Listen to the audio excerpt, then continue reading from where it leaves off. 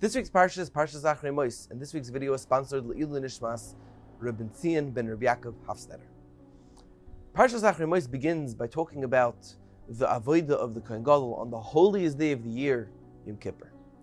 And Ramotcha Gifter Zatzal, that tells you Rosh Hashiva, explains that the Kohen Gadol would never ever wear the same big kahuna that he wore the year before on Yom Kippur, because they didn't want him to get used to the regilos, the regularity. He would wear a fresh, new set of big kahuna every single year, so that it would be fresh and exciting in his mind, that this is Yom Kippur, the holiest day of the year. Not something like, oh, been there, done that, I did this last year, I wore the same clothing, oh, we're here again, let's do it this year.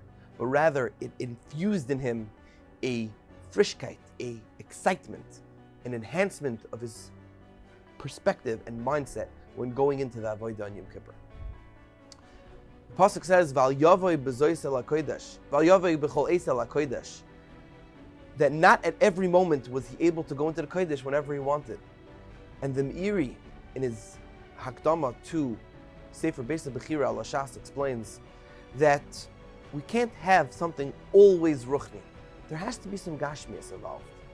There has to be a balance. You can't just go in every time to the holiest place on earth, because you can't always be holy.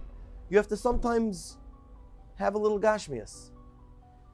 And that, the Meiri says, is something so important, something so valuable to our Yiddishkeit, that we have a calendar.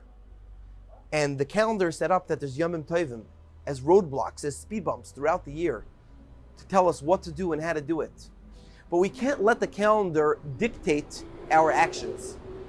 We can't let the calendar say, oh, it's Tishrei, time to hear Shofar and shake lulav. Oh, it's Kislev, let's now light Hanukkah candles. Oh, it's Pesach, it's Nisan, let's eat matzah and empty our bank accounts. No, that's not how it works. You have to use the calendar to our advantage. We have to infuse the ruchnius with some gashmias and infuse the gashmias with some ruchnius. They have to balance each other and let ourselves dictate our excitement and our freshness for the new yontif that comes upon us. The Meiri says that a person that lets the calendar dictate his excitement for the yontif, as if it was just a routine maintenance, it was just a happenstance. Oh, it's time for Pesach, let's just do this because this is what we do every year. Then that person is no different than a donkey that brings his hay from the silo to the barn. You're just doing it by rote. There's no action involved. There's no excitement involved. There's no neshama involved. There's no soul. It's just routine actions. We have to fight that. We have to combat that. And that is the avodah of the day after Pesach, Isru Chag. There was a Chassidish Yid in Bnei Brak. His name was Ramotcha Aaron Lieder. He was nifter a few years ago, and he would sit in his tefillin every Isru Chag from Alois HaShachar, from the earliest time in the morning until Shkia, because he missed his tefillin so much that he didn't wear them an entire week, that he sat in them because he was so excited to have tefillin again. That is what Judaism is all about. It's about taking the calendar and using it to your advantage. That's why later on in this week's Parsha, we have one more pasuk that also explains this phenomenon. It says, V'chai bohem. Famous pasuk, V'chai bohem. What does it mean? To live by them, but not just to live. Rashi in Bracha says that the word chai equals frischk belaz.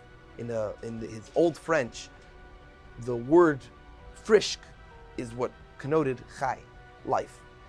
Frischk is a lashon of frischkeit, of freshness, of newness, of excitement. That's what we have to infuse into our Yiddishkeit. Do the mitzvahs, not because the calendar says so, but because Hashem says so, because we want to do it, we want to be excited.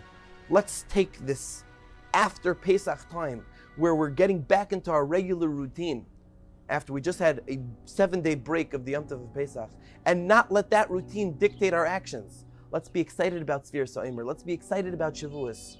And may we be Zoiche to the greatest Simcha of all, with V'yas Goyal Tzedek, and here we Amen. Amen. Have a beautiful, beautiful Shabbos.